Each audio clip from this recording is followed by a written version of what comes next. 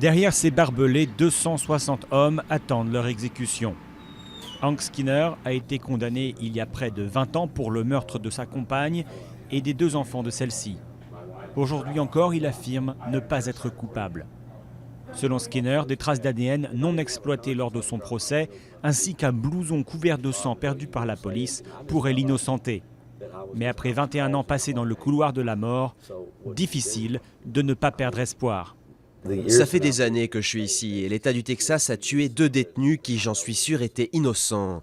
Je ne fais pas confiance au système judiciaire. J'espère qu'ils vont prendre la bonne décision. Je ne veux pas mourir pour quelque chose que je n'ai pas fait. Et pendant qu'un juge étudie la recevabilité des preuves ADN, le condamné, lui, doit vivre dans un lieu où la mort n'est jamais très loin.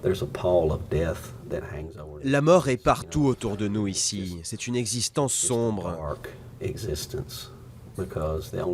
La seule chose qui se passe, c'est que des gens meurent. Toutes les semaines. 1 ou 2 par semaine. Toutes les semaines.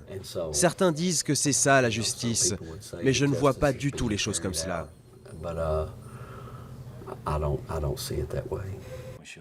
La justice pour Israel Santanas serait de voir le meurtrier et violeur de sa cousine Alexandra enfin exécuté. Dans cette affaire, l'homme condamné à mort a vu son exécution annulée à quelques heures près avant d'être déclaré mentalement irresponsable. Je ne sais pas si son exécution pourrait m'aider à tourner la page. Mais ce qui est certain, c'est que comme il n'a pas été mis à mort, je n'ai vraiment pas tourné la page. Bien au contraire. La dernière exécution en date aux États-Unis remonte au mois d'avril, un fiasco qui a marqué l'Amérique. La lente agonie de Clayton Lockett suite à une procédure nouvelle d'injection a rouvert le débat sur les produits utilisés pour les mises à mort. Mais pour Anthony Graves, ce n'est pas la méthode qui pose problème, simplement le principe même de peine capitale. Il a passé plus de 18 ans dans le couloir de la mort avant d'être innocenté.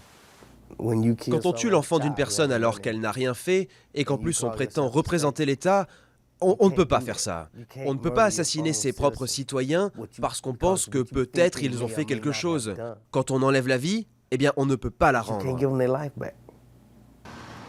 Alors que de nombreux États américains remettent en cause la peine de mort, le Texas, lui, ne semble pas prêt de changer.